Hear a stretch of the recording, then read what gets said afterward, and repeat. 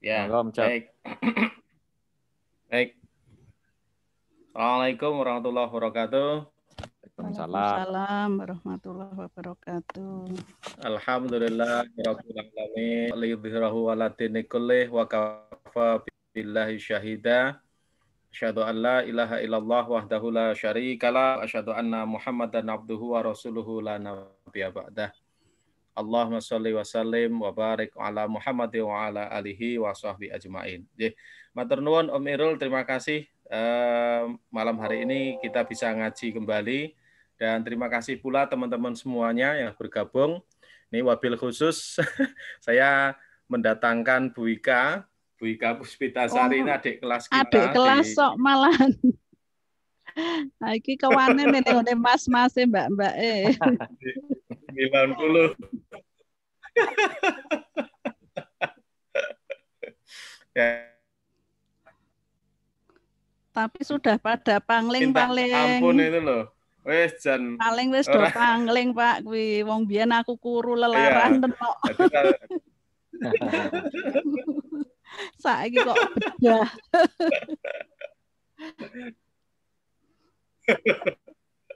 Nah itu udah lama sekali, terus kemudian kita minta untuk ngisi pengajian dan alhamdulillah pada malam hari ini pas waktunya gitu, karena biasanya kan Bu Ika juga termasuk yang tim penanganan COVID di DIY gitu, sehingga kalau Ahad malam itu biasanya ada webinar juga untuk apa namanya Sonjo ya. Benar ya Bu Ika ya? Sonjo ya. Betul. Nah, sambatan Jogja. Ya. Gitu. Nah itu sehingga pas tidak bertugas maka kemudian minta. Jadi teman-teman semuanya, mari kita buka pengajian ini dengan membaca Bismillah bersama-sama. Bismillahirrahmanirrahim. Dan kemudian izinkan saya untuk membacakan satu ayat di dalam Al-Quran. Saya akan bacakan satu ayat di dalam Al-Quran. Quran Surah An-Nur ayat 35, ini yang pernah kita bahas bersama dengan Om Irul. A'udzu billahi minasyaitonir rajim. Bismillahirrahmanirrahim. Allahu nurus samawati wal ardh atim fiha misbah. Al-misbahu fi zujajah. Az-zujajatu ka'annaha kaukabun durriyyu qadu min syajaratin mubarakatin zaitunatin la syarqiyatin wala gharbiyah. Yakadu zaituha yudhi walau lam tamsashu naru nurun ala nur yahdillahu linurihi man yasha wa yadribullahu amthala linnas wallahu bikulli syai'in alim. Shadaqallah. Berlindung pada Allah dari godaan syaitan yang terkutuk dengan menyebut asma Allah yang Maha Pengasih, Maha Penyayang. Allah, cahaya kepada langit dan bumi. Perumpamaan cahaya Allah adalah seperti sebuah lubang yang tak tembus, yang di dalamnya ada pelita besar. Pelita itu di dalam kaca.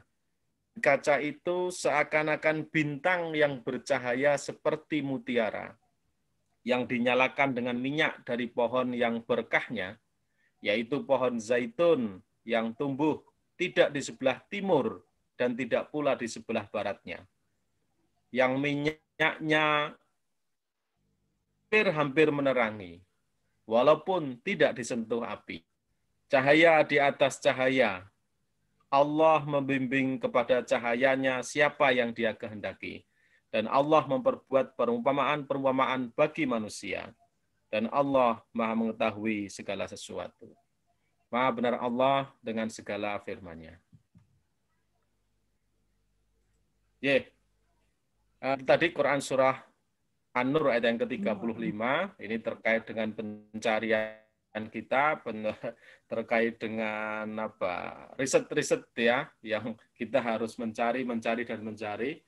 Itu kalau saya lihat di Quran surah An-Nur 35 itu kira-kira salah satu tafsirnya begitu. Oke. Saya kembalikan pada Irul, Om Irul, monggo Om Irul. Ya, terima kasih Om Cak.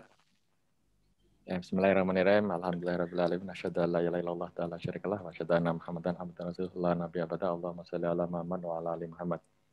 Terima kasih rekan-rekan. Hari ini kita akan mengaji dalam kajian ilmu yang pemanfaatnya langsung, yaitu tentang pengembangan obat, ya, pengembangan obat. Dan pengembangan obat itu adalah salah satu ilmu yang penting bagi manusia.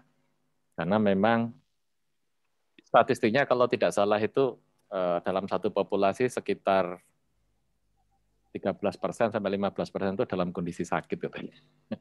Itu pernah ada statistiknya seperti itu. Dan ternyata sakit itu adalah cara Tuhan itu memberi jalan kepada makhluknya itu untuk beramal, ya, beramal baik. Ada yang kena sakit jadi sabar, ada yang mencarikan obatnya, ada yang membantu mengobati, jadi banyak sekali ya. Dari satu urusan saja terjadilah hubungan antar manusia, di mana kemudian manusia itu saling menolong. Ya. Nah kali ini kita bersama dengan Mbak Ika. Mbak Ika adalah farmakolog, jadi farmakolog ya, yang meneliti tentang pengembangan obat. Dan Mbak Ika akan cerita tentang bagaimana proses pengembangan obat yang mulai dari in vitro sampai in vivo, ya. Kalau kita tidak paham, saya juga nggak paham, nanti dijelaskan ya. Jadi don't worry, kita sama-sama nggak tahu, jadi kita akan dengarkan saja. Dan nanti silakan boleh tanya macam-macam, mulai dari yang sangat ilmiah sampai sangat tidak ilmiah, itu sama saja ya, boleh semua ya, karena ilmu insya Allah nandur akan ada anggrek nggih angsal kok nandur anggrek nggih angsal. Iya, oh ternyata Mbak Ika ini senang. Ibu rumah tangga kok niki. Senang ngurus anggrek ya. Anggrek itu juga ada ilmunya itu ya. Terlalu basah malah mati, terlalu kering ya nggak mati sih, tapi nggak keluar bunganya gitu. Jadi biasanya saya kalau beli anggrek itu ada bunganya, dan setelah itu nggak pernah berbunga lagi. Saya bikin di YouTube itu Mas Irul, berambang bawang itu nanti untuk nyemprot. Oh itu ya, supaya anggreknya cepat keluar bunganya atau supaya nggak dimakan oleh itu? Kan biasanya biar cepat berbunga. Oh ya, nanti silakan tanya tentang anggrek ya. Aku sudah dapat sudah dapat bibit banyak loh dari. Udah dapat kiriman. Oh, Ombar ya. Ada teman saya juga itu yang anggrek itu senang ya. Dan ternyata disitulah keindahan itu. Jadi anggrek yang mahal itu justru yang istilahnya apa? Yang orisinal itu, yang belum disilangkan. Nah, spesies. Dan yang unik-unik itu dari Papua misalnya ya. Ada anggrek yang kayak hitam, apa itu. Jadi pada level pemula itu anggrek yang paling indah adalah anggrek bulan gitu kan ya. Tapi kalau sudah levelnya tinggi itu adalah anggrek yang aneh-aneh yang tidak berbentuk anggrek itu. Ya kira-kira seperti itu. Baik, tanpa berpanjang lagi kita ingin mempersilahkan Mbak Ika untuk sharing. Sudah saya setting supaya Ya. Assalamualaikum warahmatullahi wabarakatuh. Terima kasih. Ini saya bisa reuni dengan mbak-mbak dan mas-mas yang mungkin sudah lebih dari 25 tahun nggak ketemu, dan mungkin pada pangling karena dulu saya itu sakit-sakitan, kurus, kering gitu ya. Sekarang kok seperti ini gitu ya. Mungkin kaget gitu ya. Karena hidup di desa, ndablek gitu ya. Dino-dino ngurusi tanduran gitu ya. Sambil sama Pak Joko itu sok pengabdian masyarakat ke desa-desa, itu ternyata membuat saya seperti ini gitu ya. Yang penting sehat. Jadi izinkan pada kesempatan kali ini saya cerita tentang drug discovery. Moga-moga ini tidak mengganggu nggih. Artinya kebetulan saya dari farmasi, dari Departemen Farmakologi dan Farmasi Klinik, jadi memang yang menguji dari mulai hewan sampai dengan nanti di manusia. Kemudian saya juga ada di PPRA-nya di Sarjito, jadi surat izin praktek saya sebagai apoteker juga ada di Sarjito. Jadi kalau hari Selasa saya di Bangsal Anak bersama teman-teman klinisi, hari Rabu ada di penyakit dalam. Nah, jadi dan tadi kayaknya teman-teman juga kenal kok Ika Tunggul gitu ya. Jadi kayaknya beberapa kakak kelas ini mungkin temannya suami saya waktu di SMP 5 nggih, Pak Joko juga, Pak Baruno, mungkin Mas Irul juga nggih.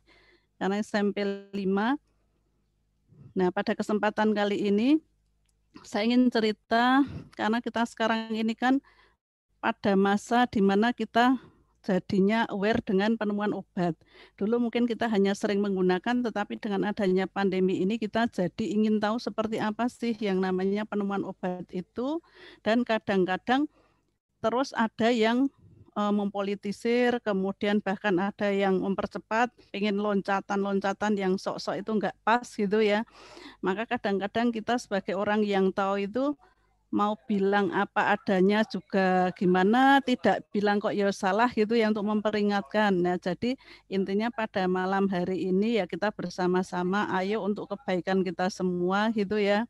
Bukan berarti dengan menyalahkan, tetapi paling enggak kita mengetahui bahwa itu seperti apa cara kerjanya untuk menentukan obat itu sampai di mana. Dan kalau ada kabar-kabar yang seperti apa, apakah kita harus segera menggunakan atau tidak, itu kan sempat ada kepanikan-kepanikan yang terjadi itu ya di kalangan masyarakat. Jadi kasihan masyarakat itu. Nah, jadi ini kalau kita lihat ya untuk penemuan obat baru itu dimulai dengan research and development dari obat. Itu paling tidak butuhnya adalah sampai dengan 6 tahun lebih gitu ya. Dan ini kita bisa mulai dari apa? Bisa dari sintesis kimia. Ya, yang paling sering adalah sintesis kimia. Kita mengetahui misalnya ada satu obat yang kira-kira kita butuh gugus tertentu gitu ya.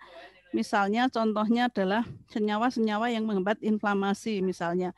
Itu bisa kita dengan sintesis kimia, kemudian bisa dengan analog ya, analog yang dibikin menjadi sintesis seperti yang pernah kami lakukan di Fakultas Farmasi UGM saat saya pertama kali jadi dosen di sana sekitar tahun 96-an itu kita pernah punya beberapa senyawa analog dari kurkumin dan pernah dipatenkan sampai dengan paten US dan itu adalah konsorsium dengan industri Kimia Farma, Kalbe Farma, Indo Farma karena kalau fakultas sendiri pasti nggak punya uang karena luar biasa uangnya ya.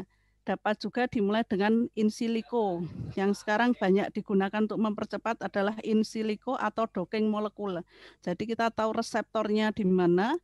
Contohnya COVID ini adalah di S2 reseptor, kita bisa ngira-ngira S2 itu akan nempel di mana dengan senyawa-senyawa tertentu ya.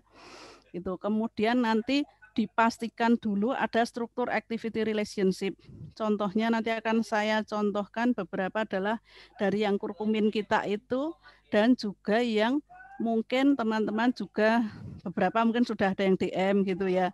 Itu juga obat-obat anti diabetes dari sulfonil urea itu kan dengan struktur activity relationship ini. Kemudian juga beberapa banyak ya untuk statin derivat itu juga ya bisa Simfas, Ator dan yang lainnya kok sifatnya bisa beda-beda. Kemudian antihistamin generasi 1, 2, 3 kok yang satu bikin ngantuk luar biasa, satunya sudah enggak gitu itu karena struktur activity relationship ini yang ingin ditembak yang di sebelah mana gitu ya. Kemudian nanti tentu ini sebelum diuji pada animal atau praklinik ya. Ini saja sudah membutuhkan waktu 6 tahunan. Maka harusnya kita sabar. Dan kalau kita lihat sebenarnya dari berapa ribu kompon itu akhirnya kan semakin mengecil pada saat diuji klinik. Karena apa? Banyak sifat fisika kimia yang mungkin tidak masuk, stabilitasnya tidak masuk. Bahkan bisa jadi pada sel saja sudah menyebabkan toksik gitu ya. Sudah menyebabkan toksik itu adalah bentuk dari ketidakamanan gitu ya. Itu sehingga akan menurunkan jumlah. Seperti contohnya remdesivir ini yang sekarang di COVID ini adalah satu-satunya yang baru di-approve oleh FDA sebagai antivirus itu dulu dari 1000 senyawa, akhirnya ketemu hanya 1, itu yang akhirnya dikejar. Kemudian nanti ada prakliniknya, ya praklinik saya akan cerita juga. Pasti jumlah senyawanya semakin mengecil karena nanti harus diuji mulai dari farmakodinamik, farmakokinetik, dan toksisitas. Saya pengen menunjukkan bahwa ini asalnya dari mana. Contohnya tadi kita di farmasi biasanya melakukan ini ya, sintesis kimia. Untuk analog atas ini adalah kurkumin. Kalau kita lihat dimodifikasi hanya rantai di tengah ini, karena kiri kanan ini penting untuk antiinflamasi, sementara yang tengah ini kita pengen untuk meningkatkan absorpsinya ya, biar lebih mudah masuk ke dalam tubuh. Ini adalah senyawa yang pernah kita patenkan antara UGM, kemudian konsorsium beberapa industri itu, dan juga dengan Free University. Maka namanya pentagama, karena ada ini gamma ya, penta ada 5 cincin di tengah ini, dan gamma adalah dari Gajah Mada, V-nya adalah Free University. Jadi ini adalah konsorsium Indonesia Belanda.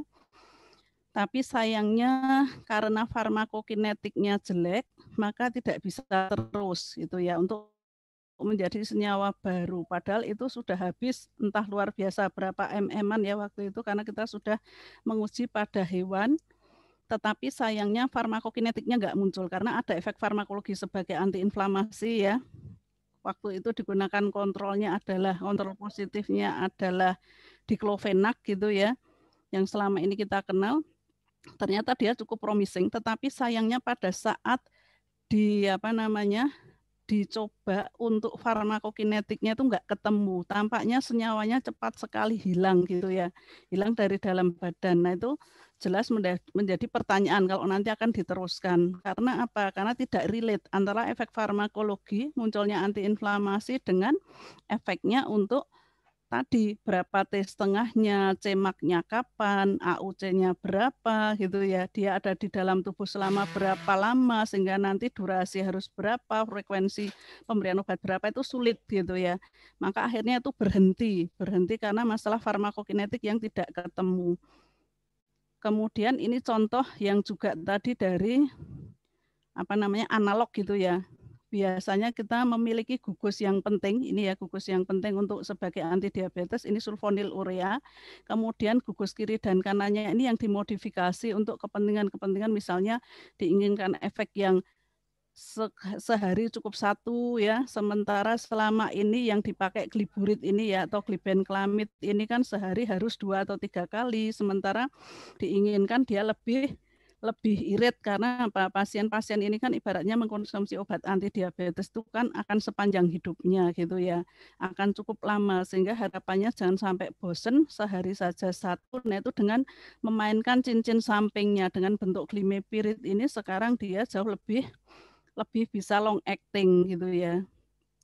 Ini adalah kita mencontoh apa yang ada, kita bikin otak-atik gitu ya, kiri kanannya, sehingga nanti harapannya sesuai dengan yang kita inginkan ini tadi. Contohnya glibenclamid selama ini banyak dipakai, ini dosisnya sekitar 5 gitu ya, 5 mg. Nah ini glimepirid yang lebih baru itu sekitar 1-2 mg aja, dosis lebih sedikit, harapannya efek samping tidak akan muncul. Kemudian ini durasinya ternyata dia cukup panjang. Dulu glibenclamid itu paling 16-24 jam, tetapi sekarang 24 jam berarti cukup 1, kalau dulu bisa jadi 1-2. Kemudian juga berapa ini ya farmakokinetiknya, kadar plasma puncaknya itu mirip 2,4 dan 3, jadi nggak masalah ya. Kemudian potensinya jelas juga lebih tinggi ya glimepirid ini, karena sekitar 400 sampai 1000 ya. Kalau glibenclamid yang lebih lama adalah hanya sampai separuhnya gitu. Nah itu jadi kita bikin ini untuk gimana caranya sesuai dengan keinginan manusia ini untuk memudahkan pemakaian pada pasien biar nggak bosen, karena ini akan dipakai sepanjang hidupnya. Itu tadi kalau kita dengan sintesis dari senyawa yang sudah ada kita mainkan. Sama dengan antihistamin generasi yang lama, CTM itu kan ngantuk banget gitu ya. Tetapi dengan adanya sekarang ada cetirizin dan loratadin, cetirizin itu jauh tidak bikin ngantuk. dan sehari cukup 1 sampai 2 long acting. Dulu CTM harus 3 kali sehari. Sekarang ada yang lebih lagi yaitu loratadin, sama sekali nggak bikin ngantuk karena dia dibikin senyawa ini gugus kiri kanannya tidak akan masuk ke otak sehingga tidak menyebabkan ngantuk. Walaupun memang kalau untuk aktivitasnya masih lebih baik yang saya tirisin tadi. Jadi ini terus ditingkatkan. Nah, yang kedua ini adalah model yang bukan sintesis kimia murni, tetapi dengan in silico. Ini mungkin ada salah satu institusi yang dulu sempat heboh gitu ya, yang hesperidin itu ya, saya nggak sebut aja. Nggih. Ini karena dia pakai in silico. In silico itu adalah docking molekul.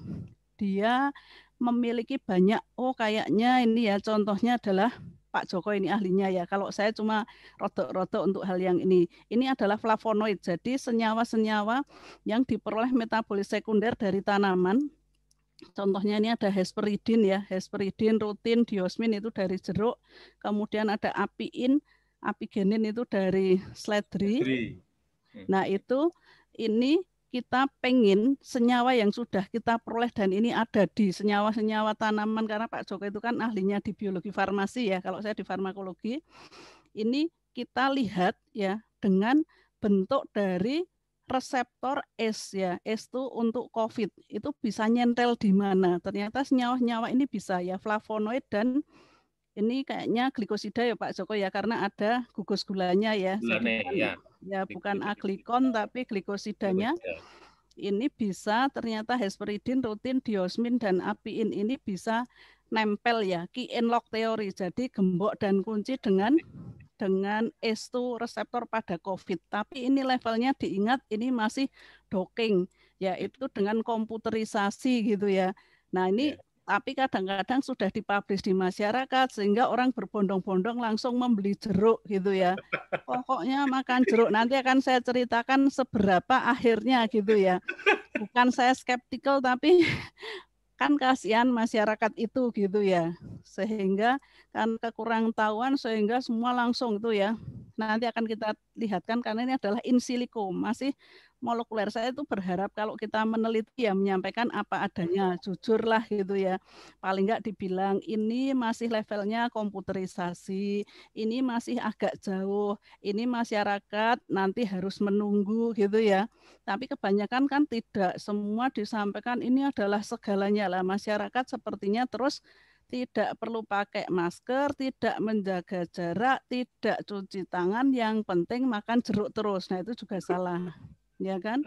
Karena dosisnya belum tentu tercapai. Seandainya kita tuh mbok jujur gitu loh ya, kadang-kadang kita tuh ya sedih gitu ya, ilmuwan tapi kok dora jujur itu tadi loh. Atau bisa jadi mungkin mereka juga tidak tahu, karena saya pernah mendekati beberapa teman yang penelitiannya masih docking itu kan sudah luar biasa, pokoknya mengalahkan siapa-siapa. Padahal saya ingatkan, Pak, Bu, ini levelnya masih molekuler, itu pun masih di level computerized, bisa nggak dibuktikan di tempat saya, kebetulan saya punya banyak hewan uji, ayo dicoba gitu ya. Mereka langsung menolak gitu ya. Tapi ada juga yang ya udah yuk kita kolaborasi untuk tahu sebenarnya berapa sih yang bisa digunakan untuk manusia. Nah harapannya kan seperti itu. Kemudian tadi saya ingin menekankan juga di sini, tadi ya senyawanya itu bisa dari hasil sintesis atau hasil docking. Itu kan dicoba untuk lihat apa saja yang menjadi propertis dia ya kalau mau diproduksi adalah sifat fisika kimianya, stabilitas obatnya itu. Ini secara in vitro minimal, in vitro dulu. In vitro itu dengan tabung, sebenarnya bukan tabung ya, tidak mesti tabung, tapi masih di skala lab dan menggunakan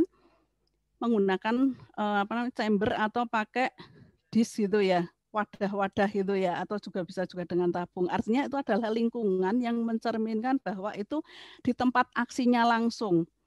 Tetapi ini tidak menunjukkan kenyataan pada baik hewan maupun manusia. Karena apa? Dia langsung di tempat itu, tidak melalui banyak proses. Proses yang lain-lain itu dilupakan. Nah, nanti akan saya ceritakan kenapa kita perlu melakukan tahap uji praklinik. Praklinik berarti pada hewan uji dan juga nanti yang klinik. Praklinik ini diuji baik untuk farmakodinamik, efek farmakologinya seperti apa, ketemu reseptornya yang mana, yang sehingga bisa menimbulkan efek yang diinginkan itu. Kemudian farmakokinetik, nasibnya di dalam darah atau dalam badan itu seperti apa gitu ya. Dia akan mengalami proses apa saja, nanti saya akan cerita sedikit tentang farmakokinetik. Kemudian toksisitas, keamanan itu jadi yang utama. Jadi kadang-kadang kita itu banyak menemui senyawa yang berefek tetapi akhirnya toksik. Nah, jadi kan kasihan kalau untuk nantinya ke pasien, maka harus dipastikan bahwa memang hampir semua senyawa obat itu punya toksisitas, tetapi tentunya yang paling rendah yang masih bisa ditolerir ya, sehingga efek farmakologinya itu yang lebih tinggi karena tidak ada obat tanpa efek samping gitu ya. Dan sering saya itu diprotes kalau dengan pasien, ibu itu apoteker, temannya dokter, sama dokternya meresepkan obat yang ada efek sampingnya, dikasih apotekernya sama saja gitu ya katanya. Saya bilang, kita semua adalah penghuni neraka paling dasar, saya godain gitu ya. Lagi mana memang obat itu ada efek sampingnya dan kita sudah menyampaikan ada efek sampingnya kok malah marah gitu ya. Karena bagi warga harapannya itu ya obat itu tanpa efek samping, ya nggak bisa. Wong namanya saja itu adalah bahan yang dimasukkan dari luar tubuh. Asalnya bukan dari dalam tubuh, pasti ada interaksi dan pasti ada sesuatu yang terjadi. Tinggal rendah atau tinggi, bisa ditolerir atau tidak gitu ya. Apakah itu bisa diberikan pada pasien kondisi khusus dengan kontraindikasi atau tidak, itu kan seperti itu. Tapi kan kita sebagai tenaga kesehatan selalu memilihkan mana yang paling aman buat pasien gitu ya. Jadi bukan tanpa efek samping. Nah, bagaimana dengan herbal ya? Itu kan ada 3 macam. Kalau di Indonesia nanti Pak Joko juga jauh lebih tahu, itu ada yang namanya jamu, obat herbal terstandar, dan fitofarmaka. Kalau pengen dipasarkan, kalau jamu ini tidak perlu melalui uji ya dengan yang sampai dengan praklinik ini gitu ya. Karena apa? Jamu ini dasarnya adalah empirik atau pengalaman. Dan tidak boleh ada klaim tentang efek farmakologi, nggak boleh ada jamu untuk menurunkan tekanan darah. Apalagi kok nulis jamu untuk hipertensi, itu nggak boleh. Tapi jamu itu klaimnya adalah membantu menurunkan itu ya tekanan darah, misalnya harus pakai membantu gitu, karena tidak pasti atau belum dipastikan gitu ya.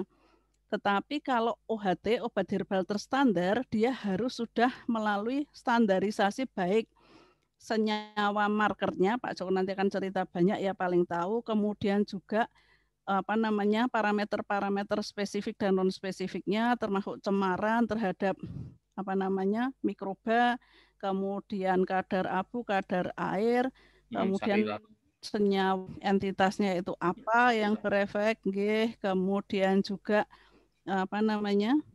cemaran terhadap logam berat dan yang lainnya ya, AS, CD, Hg itu juga harus di standar, harus bebas dari itu, dan harus sudah diuji praklinik pada hewan uji. Itu obat herbal terstandar di Indonesia. Kalau yang fitofarmaka dia malah sesudah praklinik harus lanjut ke klinik, karena itu nanti diresepkan oleh teman-teman dokter. OHT di Indonesia itu belum banyak ya, OHT belum banyak, apalagi fitofarmaka. Ini penandaannya mungkin nanti Mbak dan Mas bisa mirsani nggih. Kalau membeli herbal itu penandaan itu penting karena itu menunjukkan levelnya seperti apa. Kalau jamu tidak berefek ya kudune ora oleh nesu, wong memang itu berdasarkan empirik, tidak diteliti. Berefek syukur ora ya wis gitu kan ya. Lo nyatanya gitu ya Pak Joko ya. Tapi aku cerita gini aku ora slamet tekan ngomah gitu ya. Padahal nyatanya seperti itu gitu ya. Ini pernah saya tulis ya di ini, ada di websitenya fakultas gitu ya. Ini jamu ini bahwa jangan berharap terlalu banyak.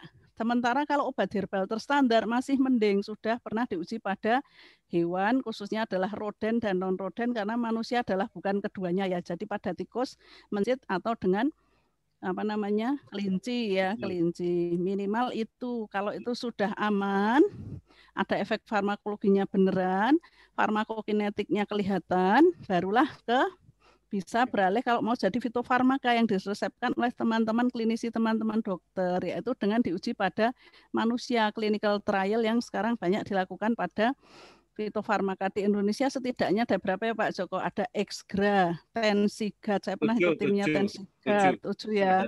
Exgra, Tensigard, Stimuno, Reumanir ya, plus kemudian ada VIP albumin itu ya. Albumin. Itu ya. Itu jadi baru 7 ya di Indonesia, belum banyak fitofarmaka karena memang mahal sekali untuk sampai pada fitofarmaka. Saya kalau di kampus untuk mengujikan toksisitas aja dari yang praklinik itu saya kasih harga akut itu ya sama temen wes 35 sampai 50 juta. Nanti untuk toksisitas subkronis bisa sampai 100. Apalagi kalau butuh yang kronis karena pemakaiannya jangka panjang itu bisa sampai 200 lebih. Jadi ya sama teman 350-an gitu ya. Itu dengan teman ya, kalau dengan pabrik ya lebih dari itu gitu ya. Ya artinya kalau ada teman yang bilang lah gimana toh Kak, kalau kita itu pengen herbal kita bisa menjadi obat herbal terstandar atau fitofarmaka, ya mestinya itu nanti pemerintah yang mensupport ya, karena kalau kita kan nggak bisa, wong bahan kita ya beli, hewan uji ya beli atau menernakkan gitu ya, dan itu harus galur yang dijaga. Hewan uji itu aja harus AC-nya malah kenceng, RH-nya dijaga, minumnya nggak boleh kayak kita ngombe sak ngombe iso. Kalau hewan uji itu malah harus yang dengan apa namanya reverse osmosis, malah lebih mulia hewan uji gue dibanding saya gitu ya. Ya itu jadi ya nggak heran kalau mahal, gelap terangnya diatur, wah pencahayaan wis kaya ngono kuwi gitu ya. Jadi bahwa semuanya ada standarnya gitu ya. Maka tidak heran jika fitofarmaka di Indonesia juga belum banyak. Maka mestinya ini nanti peran pemerintah bersama dengan industri dan institusi pendidikan bisa melahirkan itu ya. Karena jangan sampai kita yang kaya dengan apa namanya herbal-herbal ini kok akhirnya tidak bisa mengangkat herbal ini di negara kita sendiri, malah diambil oleh negara-negara yang lain. Saya ingin kembali kepada tadi, kebanyakan kita juga pernah mengujikan tadi ya dengan secara in vitro. Ya, in vitro itu yang seperti apa sih? In vitro itu yang tadi hanya dengan ini ya di lab ini ya, levelnya dengan apa namanya? Dengan dis ya, sumuran atau dis itu ya, atau bisa dengan tabung. Jadi di sini langsung dengan selnya, dan sel itu adalah target mencerminkan reseptor. Reseptor itu penangkap dari efek yang kita inginkan. Sementara kenyataannya itu dari in vitro ini, yang nanti kita lihat kadarnya itu biasanya adalah misalnya milimol per berapa? Biasanya per 1 mili gitu ya. Sementara nanti untuk masuk ke hewan uji ini dia sudah harus memperhitungkan adanya volume darah hewan uji itu, kemudian berat badannya. Dan hewan ujinya nanti bisa milih tergantung mana yang paling mirip gitu ya. Misalnya kalau saya pernah penelitian yang Tensigard itu punya produk Papros.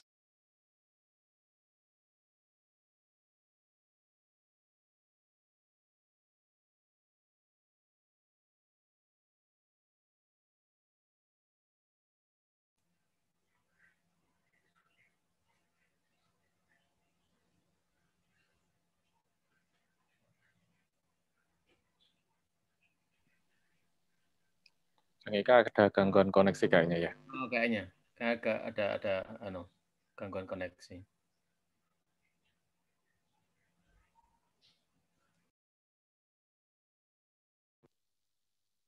Nah, ini paling tidak memberi pengetahuan ke kita bahwa kalau ada temuan yang heboh seperti di Palangkaraya ada ditemukan obat kanker misalnya gitu ya, itu masih kalaupun itu level jamu itu masih level jamu ya. Kalaupun digunakan gitu ya. Iya, masih jauh itu. Atau yang dulu saya pernah baca juga itu adalah daun sirsak atau apa begitu, kemudian yang terakhir ini ada kelor misalnya gitu ya, itu kayaknya juga. Kayaknya saya freeze ya, saya ganti pakai ganti pakai HP sambil saya tak mateni dulu, karena seharian tadi itu berapa kali Samsung ngisi acara dengan adik-adik mahasiswa dan juga anak-anak apa S2 gitu. Jadi kayaknya wis rada kekeselan itu, nanti saya inikan lagi gitu ya. Nah, materinya pripun nih Kijeng? Materinya saya tadi kirim ke Pak Joko. Yang baru. Soalnya saya dapatnya yang masih baru. Yang masih belum urut, ada yang ya, lebih baru. Om Jok bisa presentasi Om Jok. Om Cok. Bisa ora Pak Joko? Makanya tadi saya kirim. Tak kirim Mirul. Ya. Oke. Oh, dikirim ke saya? Ya. Ke WA, ke WA. Atau jenengan yang itu juga bisa sebenarnya. Ya, oke. Ini tadi Ini ya. sudah sedino sewengi itu kayaknya. Tak bukain pakai punyaku.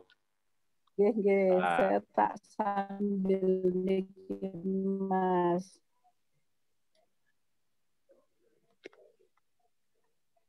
Jadi tadi kita sampai pada apa namanya untuk pengujian. Bentar. Saya tak share screen dulu ya. Nggih.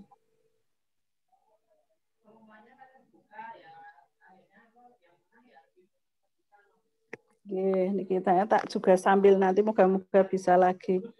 Tadi sampai pada yang fitofarmaka niku wau nggih, dan sekarang kita sudah sampai in vitro ya. In vitro ini karena beberapa menggunakan apa namanya obat yang sudah ada, kemudian diuji pakai tabung-tabung reaksi itu, kemudian ditemukan dengan virus COVID-nya, tetapi ini kan menghilangkan dari pengaruh tadi ya, bahwa sebenarnya untuk masuk ke dalam tubuh manusia yang awalnya dimulai dengan yang pada hewan dulu itu kan tetap ada proses ya, tidak bisa langsung seperti misalnya jumlahnya 10 miligram yang ada di tabung itu pasti akan langsung 10 miligram itu yang juga berefek diberikan ke manusia atau hewan uji. Nggak mungkin, karena apa? Ada proses yang namanya farmakokinetik. Saged next nggih Mas Irul. Ini adalah tadi kita kalau penelitian hanya berdasarkan dengan apa namanya in vitro tadi pasti tidak akan apa namanya mirip dengan kondisi fisiologi yang ada pada baik hewan uji maupun manusia. Hewan uji aja juga harus divariasikan gitu ya, karena manusia itu kan bukan tikus dan bukan kelinci gitu ya, roden dan non roden, tetapi kita adalah yang berbeda, maka itu harus diteliti semua. Jadi mau nggak mau dia harus masuk ke sistem tubuh, dan di sistem tubuh itu ada yang namanya farmakokinetik. Next, Mas. Farmakokinetik. Nah, sebelum ke farmakokinetik, saya pengen menekankan tadi dia kan sudah ke praklinik ya.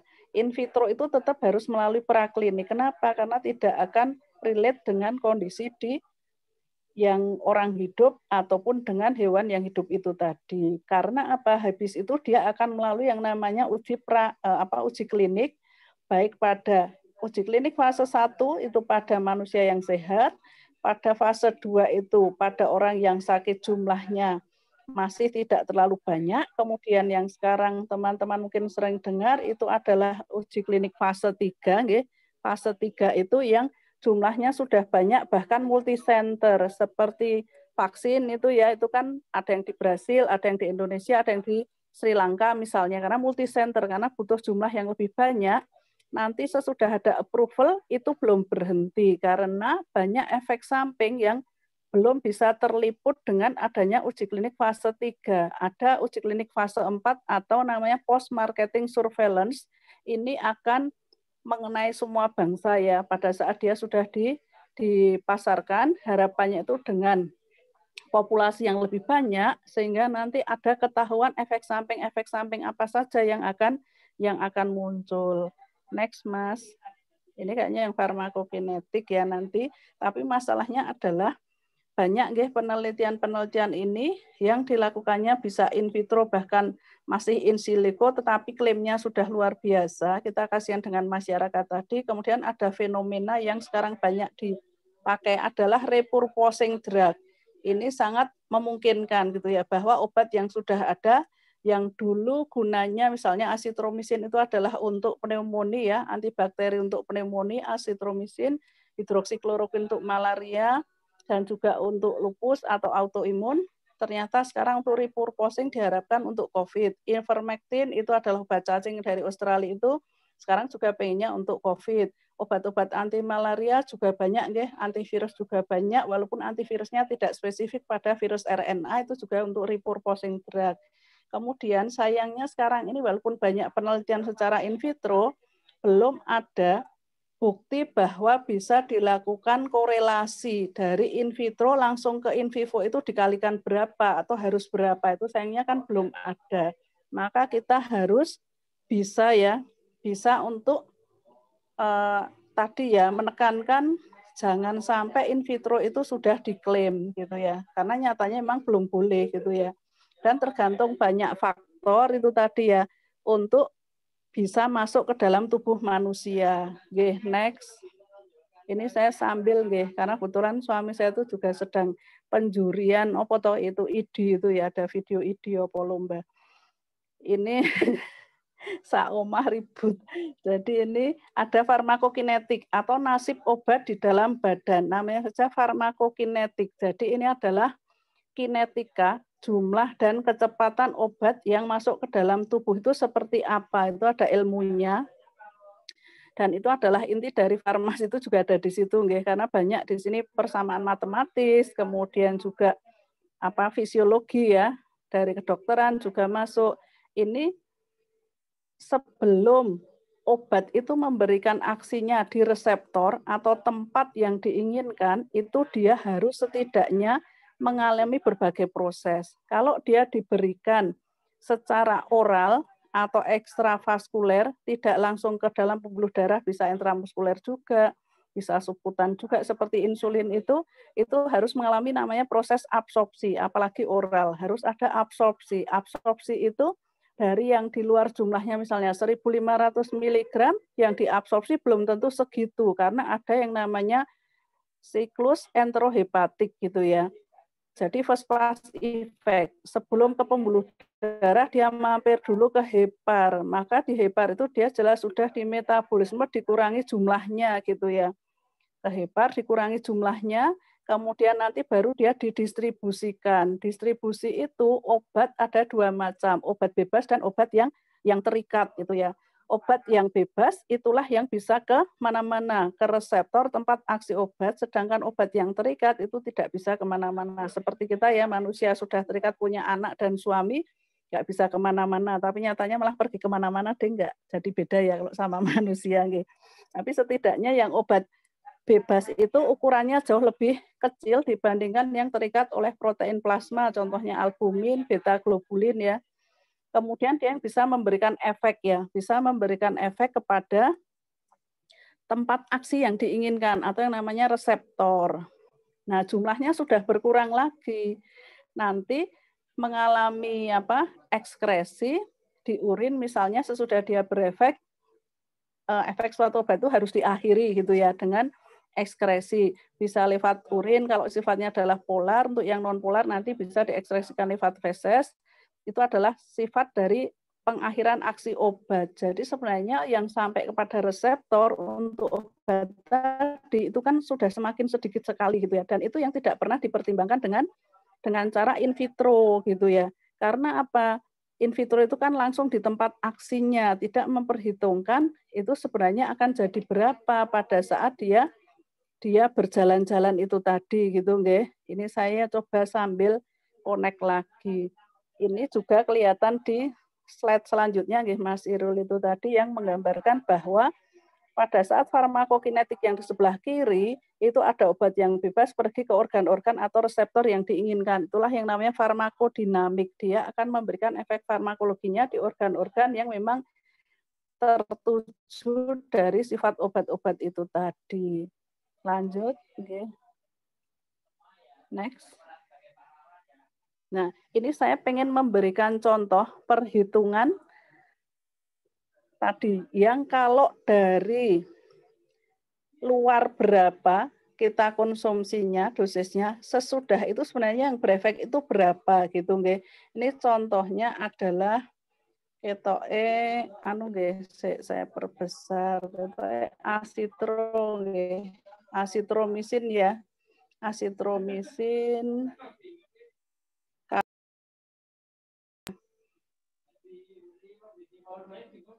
ini kayaknya saya sudah bisa lagi tak live nggih. Pakai HP-nya ini sudah bisa.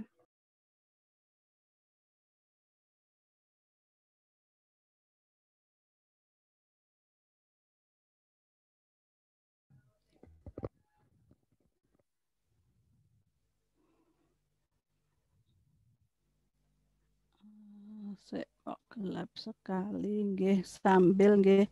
Tadi asitromisin atau eritromisin itu dari luar kira-kira misalnya berapa 1.500, kemudian nanti dia berada di dalam darah itu kira-kira sudah sangat berkurang sekali, tetapi itu adalah jumlah yang memberikan efek untuk misalnya adalah pada pneumonia gitu ya, di paru. Ini kan gitu. bisa ini share sendiri. Nggih, ini sambil Mas saya nggih, sambil belum muncul.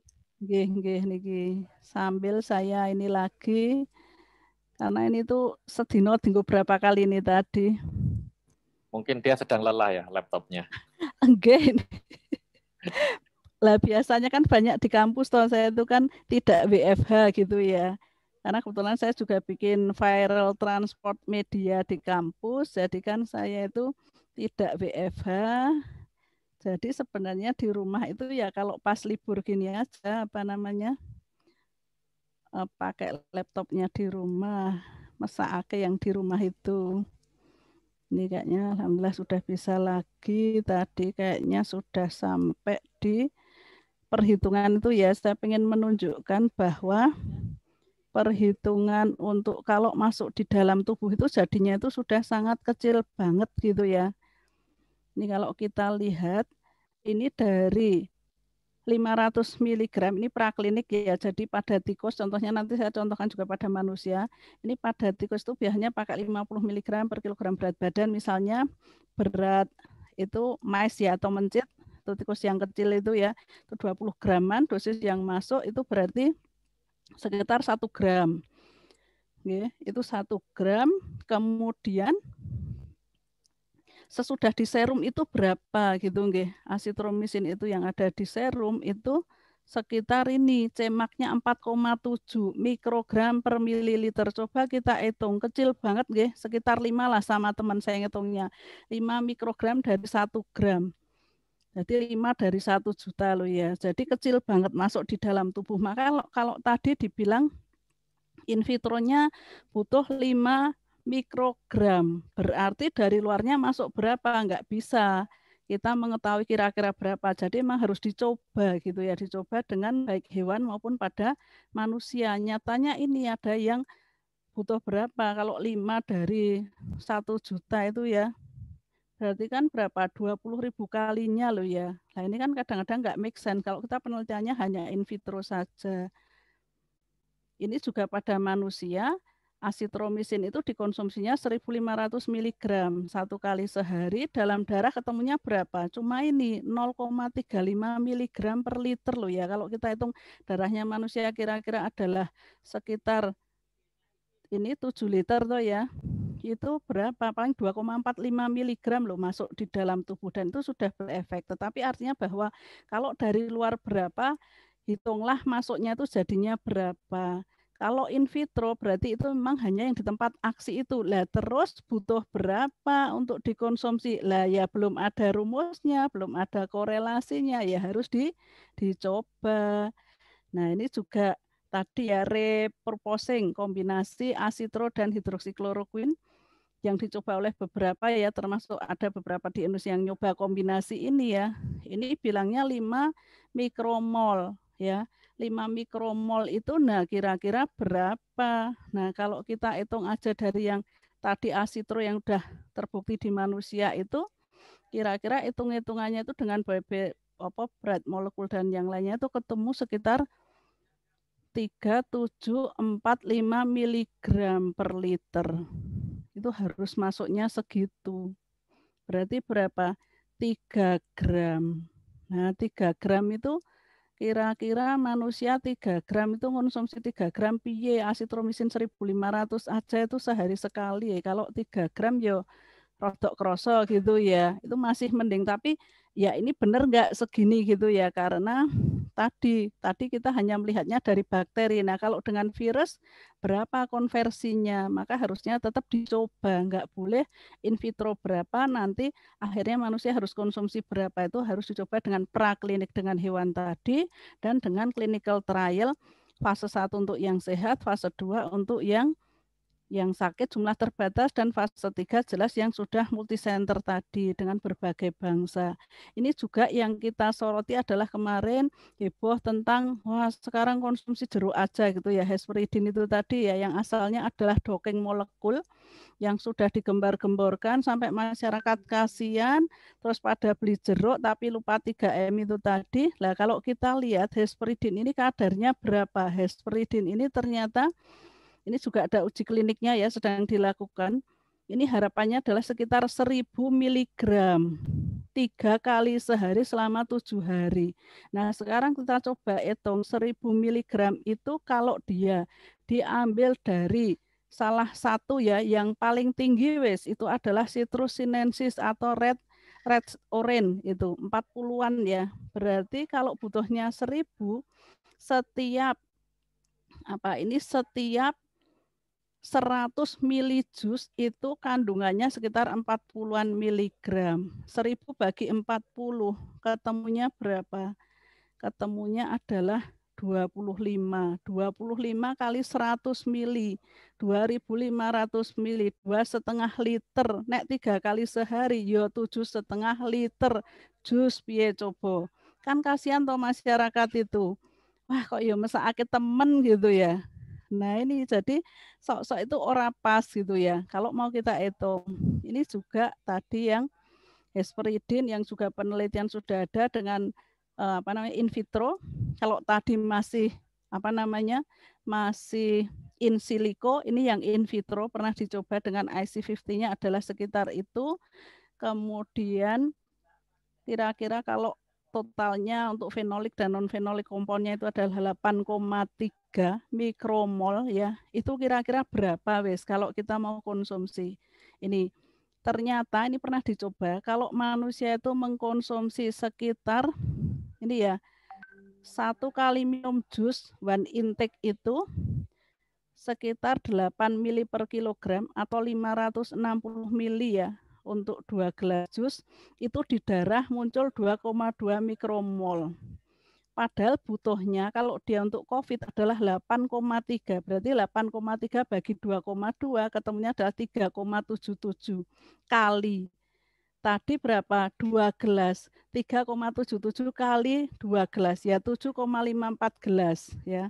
7,54 gelas itu berarti berapa coba ya, sekitar misalnya 8 gelasan lah sehari mau po minum seperti itu ya, segitu banyaknya gitu ya. Jadi yo kurang pas gitu ya. Jadi sebenarnya harus tetap dipastikan dengan baik in vivo pada praklinik di hewan dan in vivo pada manusia, yaitu praklinik minimal fase 1. Tapi kalau memang permintaan yang benar itu kan harusnya sampai ke fase 3 itu tadi, bahkan fase 4 harusnya. Ya, jadi nah kira-kira ini nek kon minum jus segitu liter piye yo gitu ya. Itu kan kasihan masyarakat. Maka sebenarnya ada hal yang lebih penting lagi adalah tadi ya precaution, yaitu 3M itu sambil masyarakat itu rumus terjadinya infeksi adalah kerjasama antara host ya, faktor manusia dan dengan penginfeksi. Maka kalau kita lebih baik tadi yang faktor penginfeksi kan dengan 3M kita sudah bisa. Tetapi yang host ini harus ditingkatkan daya tahan tubuh kita. Dengan apa? Germas itu tadi, isi piringku yang dimakan tiap hari itu jauh lebih penting. Separuh piring itu harus sayur dan buah. Sayur apapun, buah apapun gitu ya, enggak harus jeruk. Pokoknya apa yang kita punya, itu yang jauh lebih penting. Punyanya rambutan, wong rumahnya nanduri rambutan, ya adanya rambutan, seperti rumah saya itu salak, ya nonis salak, ya enggak apa-apa, tapi yang penting buah itu harus, buah dan sayur itu setengah dari isi piring tiap hari, itu jauh sebenarnya bisa meningkatkan daya tahan tubuh. Juga sambil DD ya, sinar matahari vitamin D jam 9 selama 15 menit, tungkai dan tangan di tungkai dan kaki terbuka, wajah harus tetap dengan sunblock, itu jauh lebih penting gitu ya, daripada lah ini hitung-hitungan ininya aja aduh banget deh. Apa ya mau toh masyarakat tuh dikasih minum segitu. Maka sekarang yang lebih make sense adalah repurposing drug.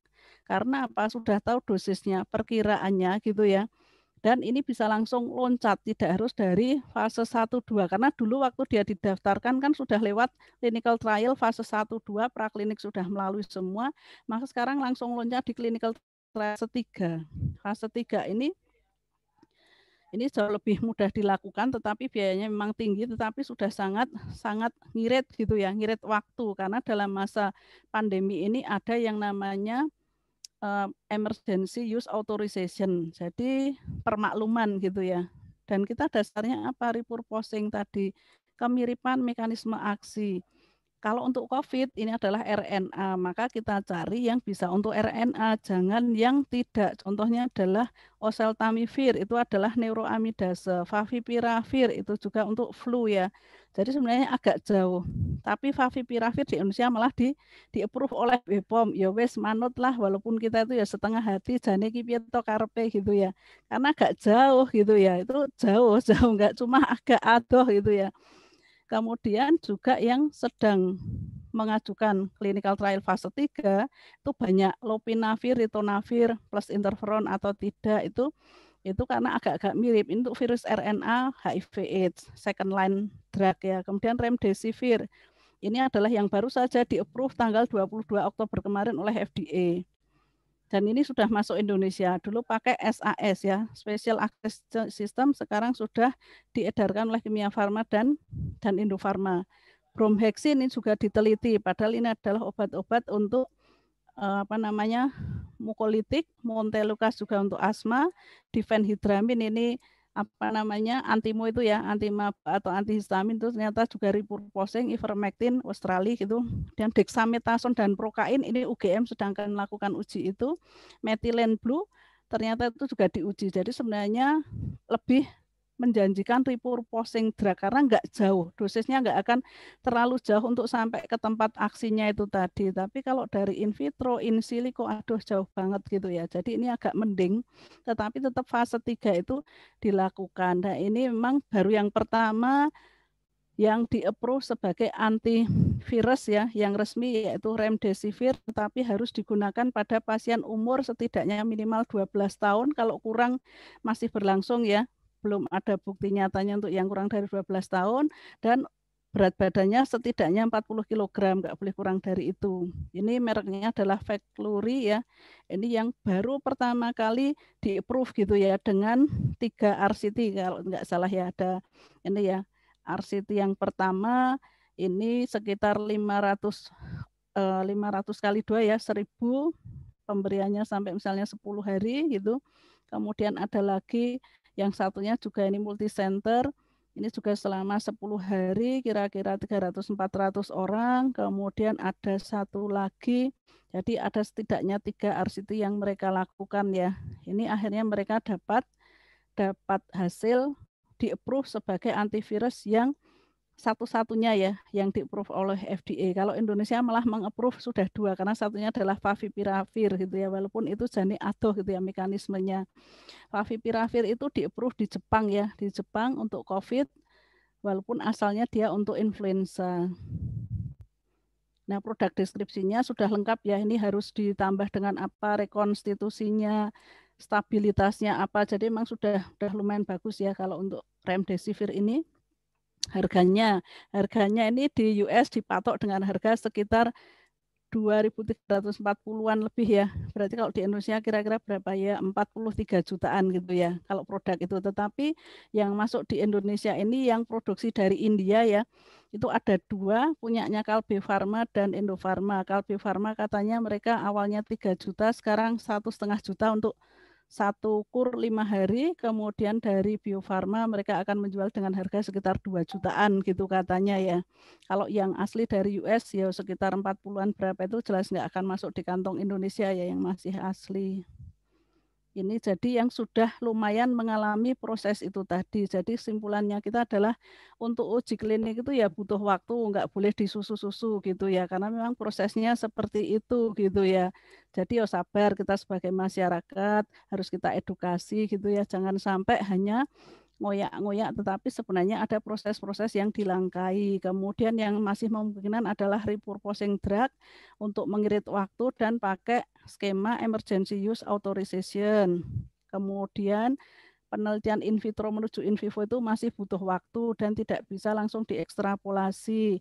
Maka masih butuh uji praklinik ya, farmakokinetik, farmakodinamik, toksisitasnya aja akut, subkronis, teratogenik, mutagenik, karsinogenik ya. Karena ini kalau teratogenik kan harus juga aman untuk ibu hamil misalnya. Kemudian tentunya kita sebagai masyarakat harus waspada dalam menyikapi hasil uji in vitro. Kemudian terus melakukan penelitian obat terhadap COVID-19 tanpa berhenti. Karena ini adalah bentuk dari mungkin rasa syukur kita sudah diberi ilmu, kita sudah diberi kesempatan untuk ini ya, diberi umur yang manfaat gitu ya. Ya tentunya kita tidak berhenti di situ. Artinya COVID-19 ini ternyata adalah ladang ibadah bagi kita semua, bukan menjadi sesuatu yang harus selalu kita ratapi gitu ya. Tetapi ini adalah ladang kita untuk beribadah, menjalankan kemampuan kita masing-masing untuk kita bisa menemukan obat-obat untuk COVID-19 ini agar harapannya bisa segera teratasi. Itu dari saya. Nggih, matur nuwun Mas Irul. Matur nuwun. Jeng Ika, ini menarik sekali. Jadi tambah ilmu saya ternyata prosesnya luar biasa, tapi sebenarnya ada juga tadi yang repurposing itu cukup menjanjikan ya.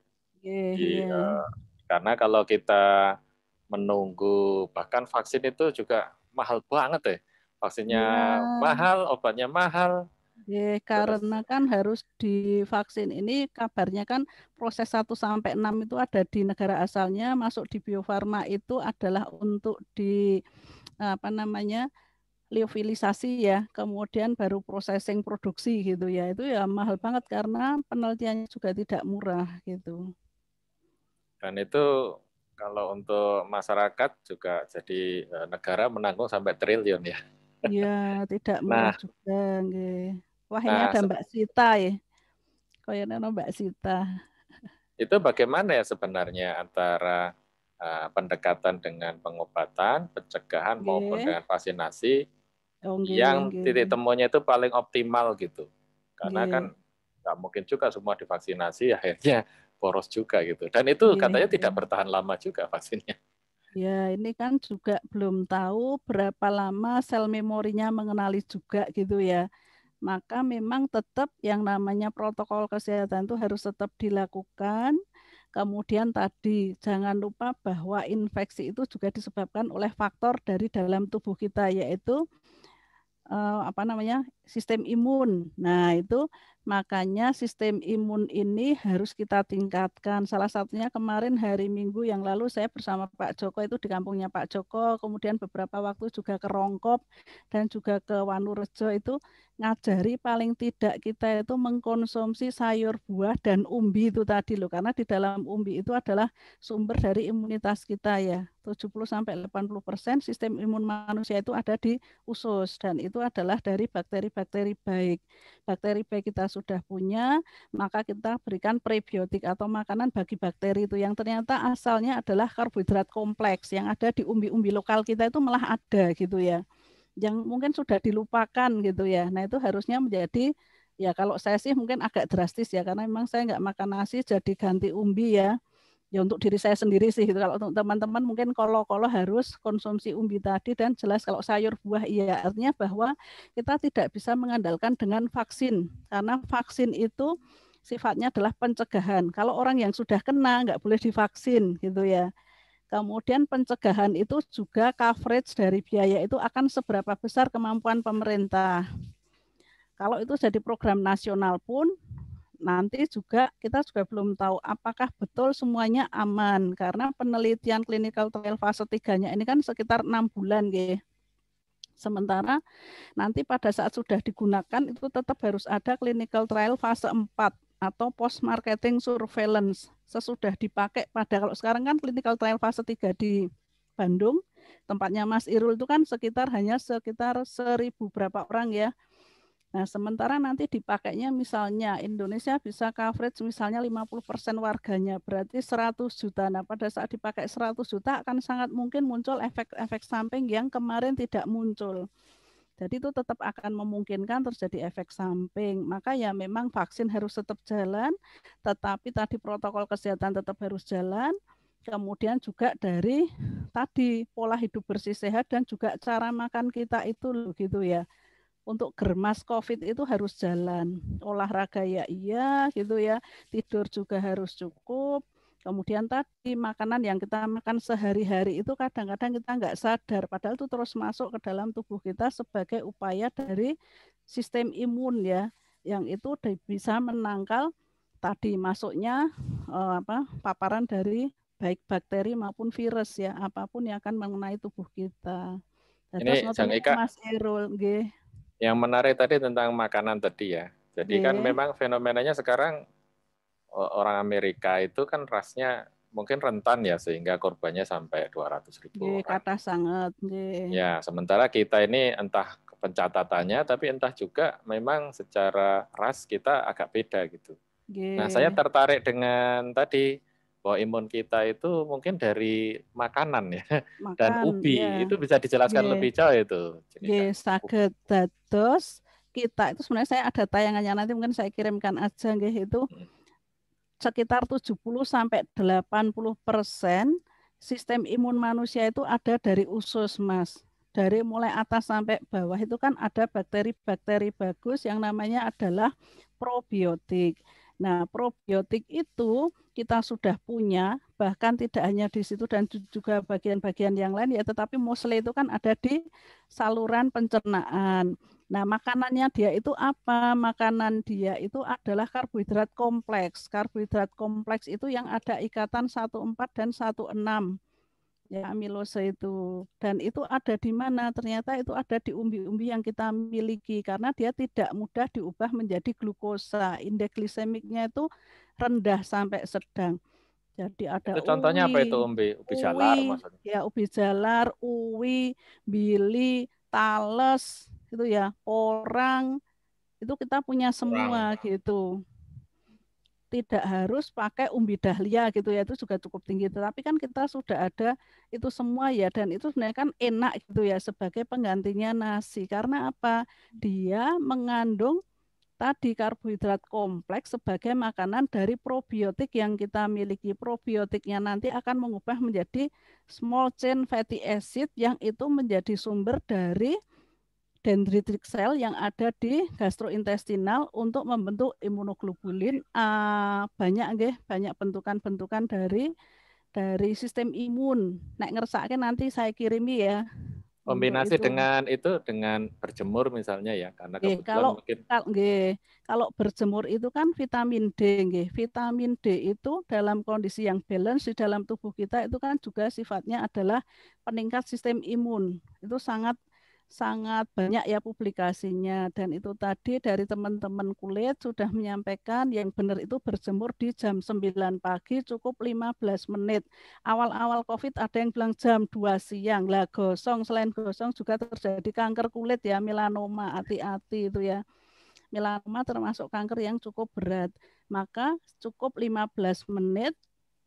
Kemudian tadi tungkai dan kaki tidak ditutupi dan tetap pakai sunblock karena wajah tetap tidak boleh terpapar matahari secara langsung.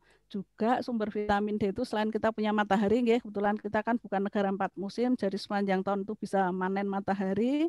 Juga makanan-makanan misalnya susu, daging, dan juga kalau nggak bisa makan daging yang mestinya kondisi COVID seperti ini ya paling nggak jamur gitu ya. Pada berbagai macam jamur itu juga banyak kandungan vitamin D-nya. Terus mekaten Mas. Jadi saya lebih sering hal ini saya sampaikan ke masyarakat ya, jangan sampai masyarakat itu terbebani karena sebenarnya sekitarnya itu punya sumbernya gitu ya.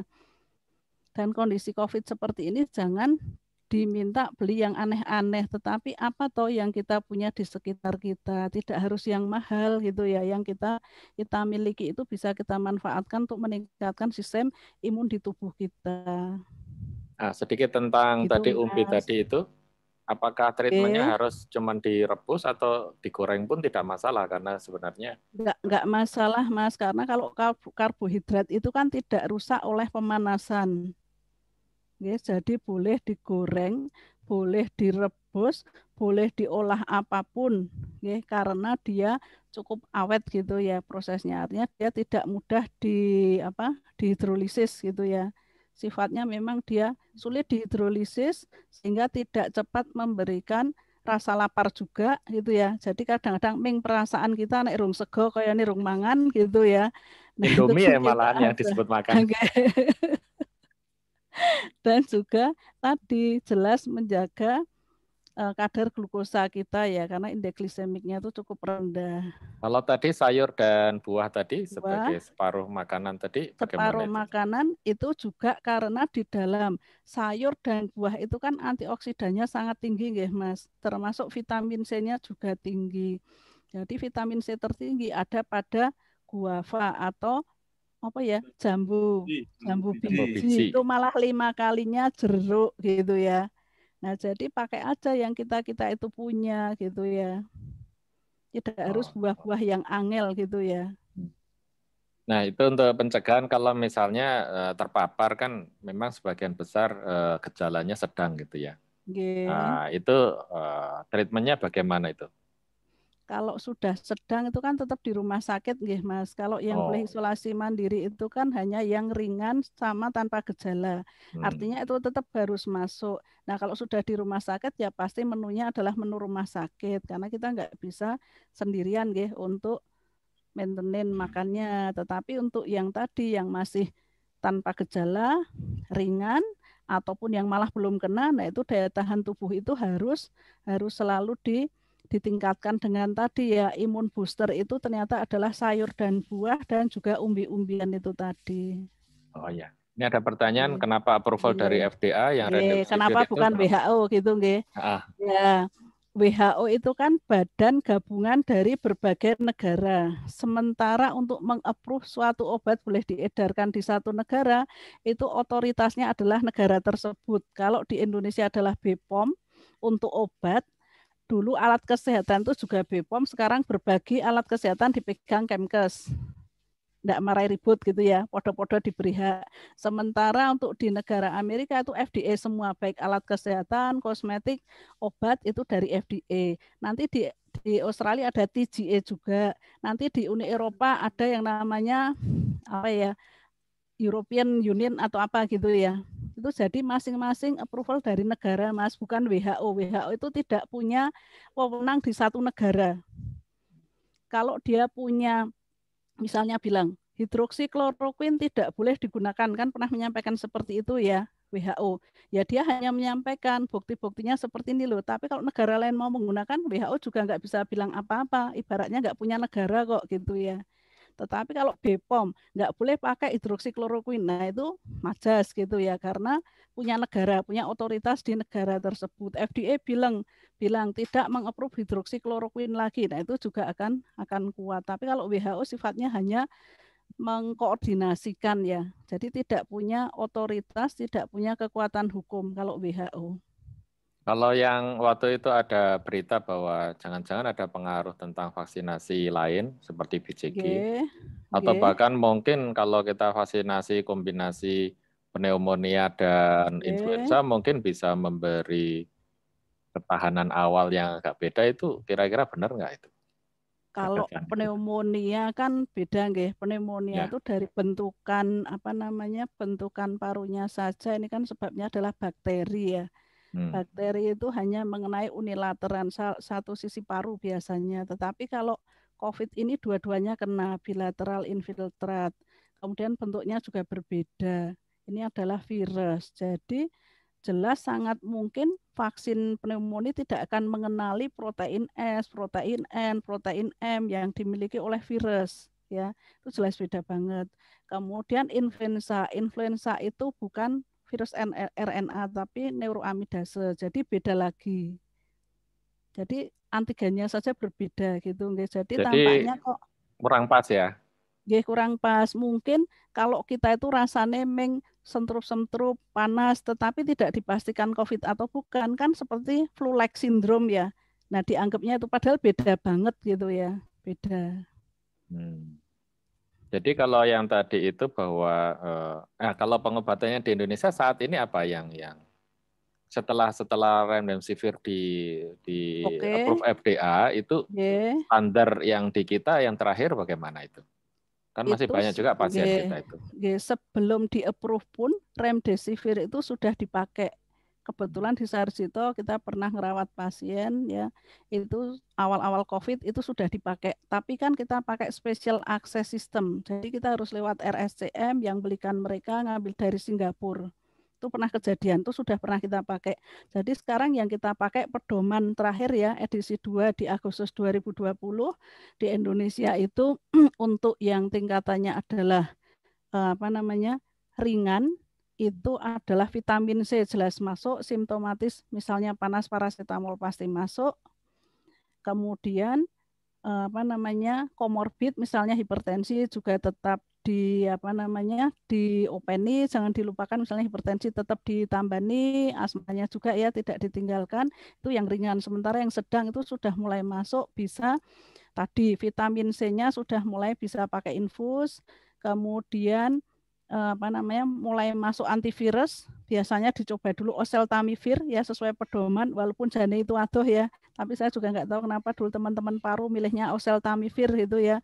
Nanti kalau nggak majas 7 hari bisa ganti dengan favipiravir yang Pak Presiden beli itu yang di Jepang, approval-nya di sini terus di-approve walaupun FDA belum approve gitu ya, karena belum selesai ujinya clinical trial-nya. Kemudian bisa juga ganti dengan lopinavir, litonavir untuk HIV second line ya, Aluvia itu. Nah, nanti juga bisa sampai ke remdesivir, itu akan dicoba semua karena judulnya itu kan mumpung ono dicoba gitu ya. Itu pedoman tuh seperti itu, di pedoman karena kan semua belum pasti waktu itu kan cepat sekali ya perubahan itu. Kalau yang berat ya itu semua nanti masuk, ditambah jelas infus vitamin C-nya flash gitu ya. Kemudian juga masih misalnya ada akut respiratory distress syndrome ya, berarti misalnya sekarang boleh masuk dexamethasone, kalau dulu kortisol dan metilprednisolon di Indonesia karena Inggris ada dexa, sekarang dexa boleh masuk gitu ya, pedoman terbaru. Kemudian jelas butuh terapi oksigen enggak, ventilator atau enggak. Nah itu jelas kalau teman-teman klinis sudah sangat terbiasa ya untuk yang paru. Cuma tambahannya adalah masuknya antivirus yang sebenarnya juga belum approve tadi gitu ya. Itu pedoman itu diupdate terus? Dengan pengalaman kita selama sekian bulan ini di Indonesia sendiri? Ya, seperti itu. Jadi Agustus 2020 update terakhir ya, dari 5 perhimpunan, dari PAPDI, penyakit dalam, IDAI, PERKI.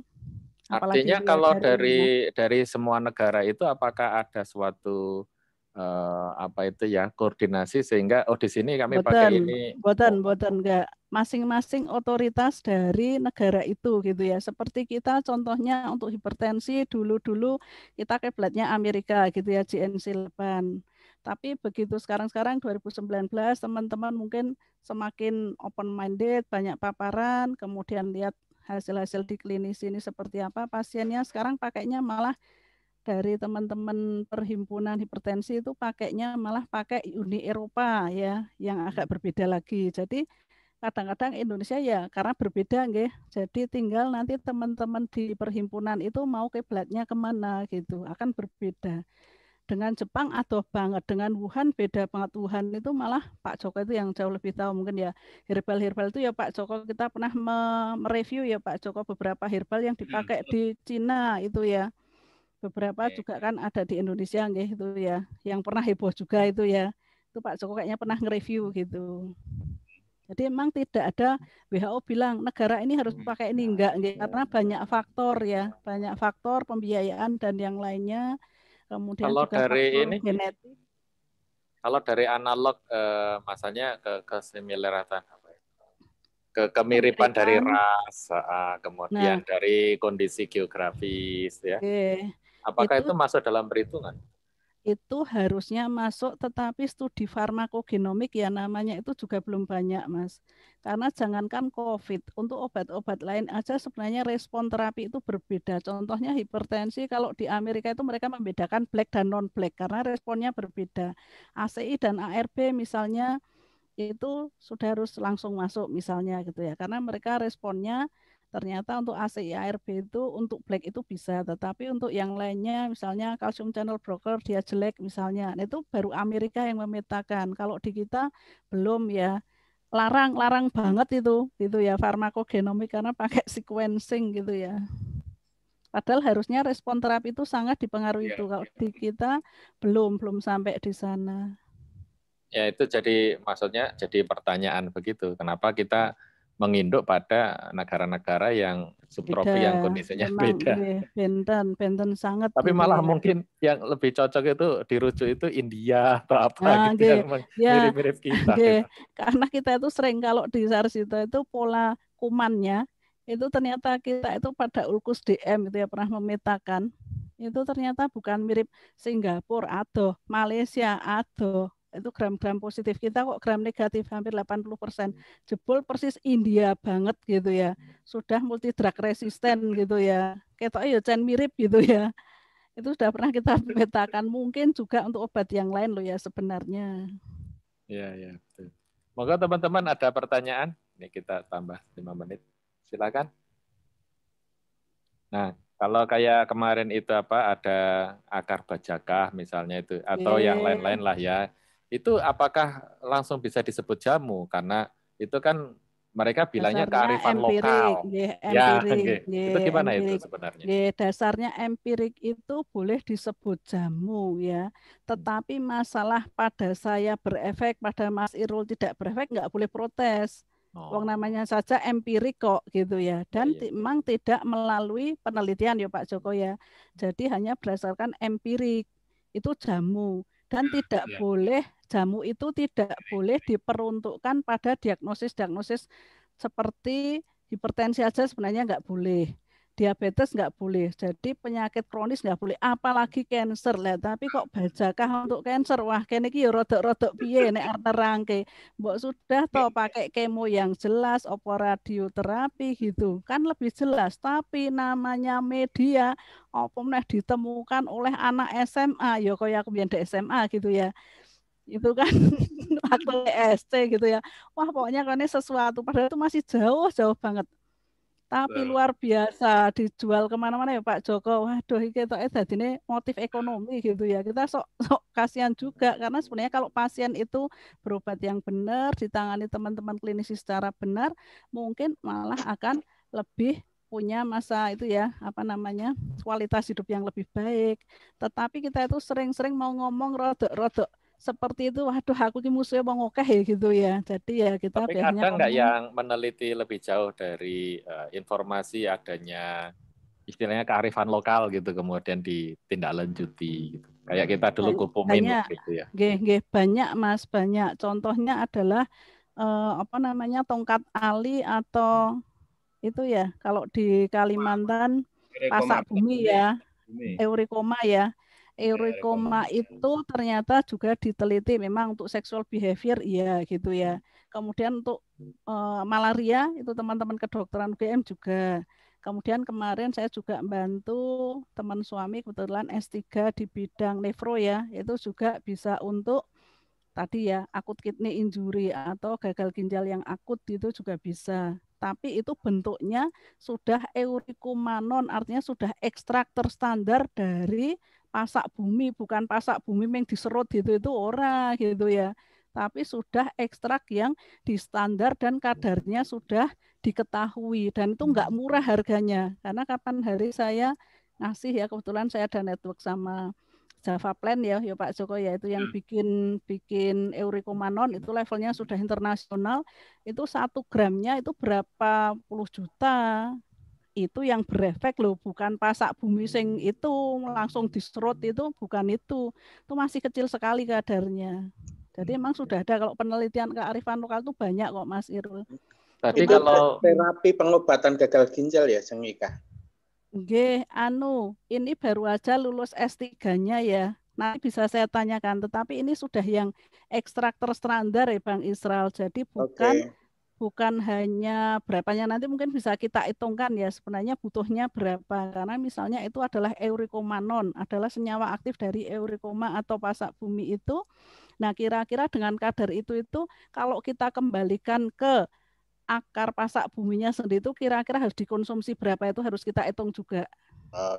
Karena dulu waktu saya praktek umum di Jambi kan biasa kita nyambut pasak bumi itu kan untuk nggih.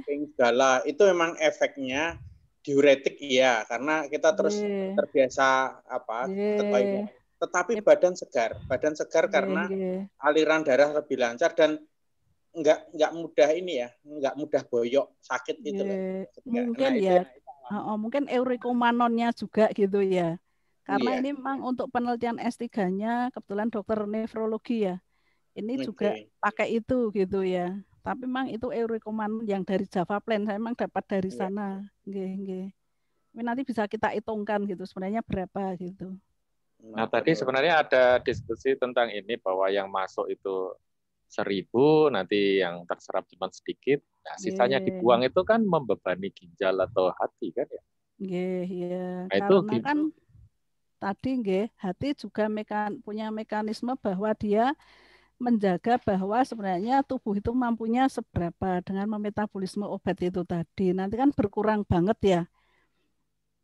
Kalau yang ini yang dilakukan teman dokter ini tampaknya itu sudah sampai ke uji klinik fase 1 atau 2 ya. Karena kebetulan dia kan juga dokter ya, untuk S3-nya di Unpad barusan kok lulusnya.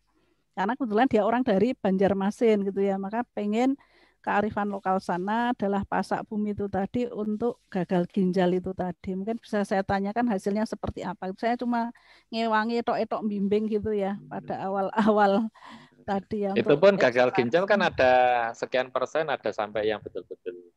Gagal ginjal ada stage 1 sampai terminal, itu juga tergantung. Ya, akhirnya yang mana itu kan itu juga. Kayaknya kok yang masih akut ya kalau setahu saya, tapi nanti boleh kita tanyakan lagi. Ini ada pertanyaan nih dari Sita nih. Mbak Sita. Untuk pasien sudah sembuh dari COVID masih mungkin terkena. Itu benar ya? Berapa lama imunitas itu bertahan? Masih, karena kan mutasi atau apa itu? Sel-sel memorinya itu kan kita juga belum tahu sebenarnya seberapa dia bisa menjaga atau mengenali ya. Jadi sebenarnya orang yang sudah sembuh pun tetap harus dijaga ya Mbak Sita, karena kita belum tahu berapa sih wong kita itu sama COVID ini ya ibaratnya lagi kenalan gitu ya. Masih atau itu banyak kambuh yang itu? harus. Bukan verifikasi lagi tapi kambuh.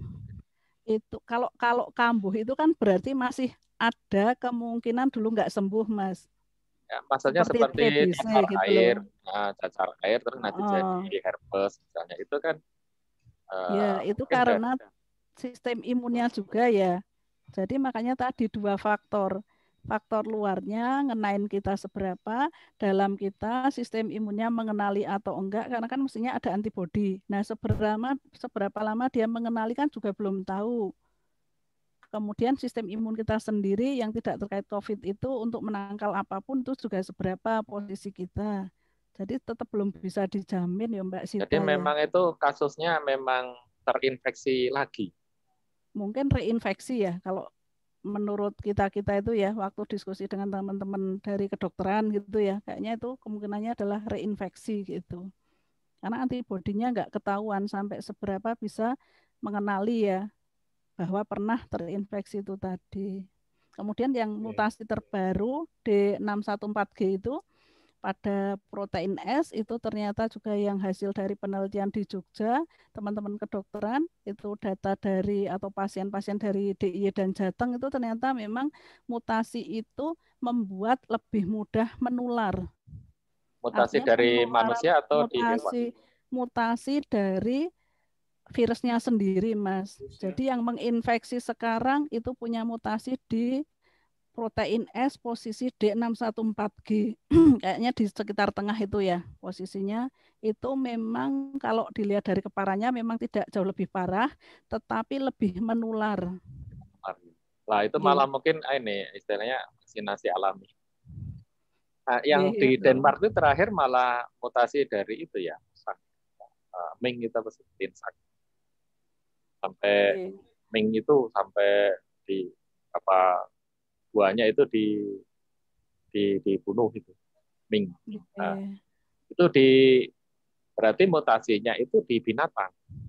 Nah, jangan-jangan ada juga mutasi yang buat binatang ini kalau piaraan. kita kan belum lihat ya untuk zoonosisnya ya, mestinya kerjasama dengan teman-teman dokter hewan juga. Tapi kalau sebenarnya kalau coronavirus yang ada di hewan kan juga ada, tapi beda ya sama COVID ini gitu ya, yang selama ini. Tapi paling enggak mutasi itu jelas terjadi pada virus itu sendiri, karena ini kayaknya dia lebih cepat dibandingkan kakaknya ya, yang SARS-CoV. Tapi ini yang SARS-CoV-2 ini kayaknya lebih cepat mutasinya dan ditemukan di berbagai negara itu sama di posisi D614G itu ya. Ada pertanyaan ini dari Om Wisnu. Kalau kira-kira kapan vaksin COVID yang aman itu tersedia? Ini kan masyarakat juga. Oke, kalau Indonesia ini kan dirancang setidaknya 6 bulan dari clinical trial ini kan selesai ya.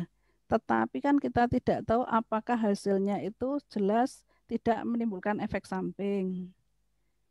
Jadi tetap harus direview ya. Tetapi harapannya moga-moga bisa gitu ya. Tetapi nanti kalau dari itu ya masalah produksinya, tapi kan fase 1 sampai 6 dari produksi itu kan dilakukan di negaranya sana. Kita hanya pada liofilisasi atau apa namanya untuk pengeringan bahannya itu ya sampai dengan produksinya yang biofarmanya. Kebetulan teman biofarma dulu lulusan ITB ya, PIC-nya farmasi ITB. Saya sering kontak itu ternyata seperti itu nanti skemanya. Jadi bukan semuanya dari Indonesia gitu.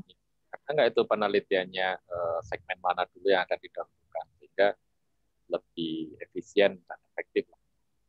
Kalau pemerintah maunya kan tenaga kesehatan dulu ya. Tenaga kesehatan dulu, kemudian nanti guru. Nah, dosen kita ya guru nggih. Itu ya. Ya mungkin maksudnya profiling kira-kira itu tipikalnya adalah yang seperti ini gitu ya. Dari tingkat risiko dan segala macam. Kalau nakes kan jelas kontak erat ya, karena sering menangani dan mereka adalah garda terdepan. Kemudian kalau nanti sekolah dibuka kan berarti gurunya ya. Kemudian juga kalau yang clinical trial fase 3 di Bandung ini kan umurnya juga terbatas ya, nggak sampai umur 65 tahun kan, seingat saya sampai 60 aja ya. Jadi di umur 61 juga nggak akan dapat gitu ya. Kecuali nanti ada clinical trial yang lanjutan di umur-umur yang geriatri misalnya, atau kemudian yang pediatri. Ya, ya menarik sekali itu semua informasinya, jadi membuat kita lebih apa ya, waspada tapi tidak terlalu tidak terlalu gitu takut. Ya. Toh kita juga masih tadi isi piringku, kemudian yang didahar setiap hari tadi ya, sebenarnya bisa gitu ya. Ya, itu informasi yang sangat penting ya buat kami ini. Sistem imun, ya. Diingatkan bahwa masalah imun tubuh itu penting sekali. Imun, yang menarik tadi. Iman dan apa ya? Imun, iman. Ya. Ya, ini sudah jam 9:04, jadi terima kasih kali ini Mbak Ika reuni dengan Mbak dan Mas-Mas, semoga semua juga sehat. Karena ilmunya Jeng Ika ini banyak, jadi tadi sebenarnya mau nanya macam-macam, cuman waktunya. Iya. Monggo Om Jack ini, monggo jadi kasih konklusi dulu. Ya, baik. Terima kasih Om Irul. Jadi yang disampaikan Bu Ika tadi sudah banyak sekali. Sambil menunggu vaksin dan juga obat yang nanti insya Allah segera akan ditemukan, ya sebaiknya kemudian kita tetap menjaga jarak, sering-sering mencuci tangan, PHBS lah gitu ya, pembiasaan hidup bersih dan sehat, terus kemudian insya Allah dengan meningkatkan sistem imun gitu ya. Tadi disebutkan dengan isi piringku, ada buah, ada sayur, begitu pula dengan glukomanan yang ada di umbi-umbian gitu ya, yang saya kira itu lebih dekat dengan kita. Ada talas, ada ubi jalar, terus kemudian ada kimpul, terus lili, ganyong gitu ya. Sering kita sampaikan kepada warga masyarakat bersama-sama gitu agar kita jangan melupakan itu. Wong itu juga bagian dari biodiversity kita, yang itu sudah tersedia di kita gitu. Dan ini ternyata alhamdulillah bisa meningkatkan sistem imun kita bersama gitu.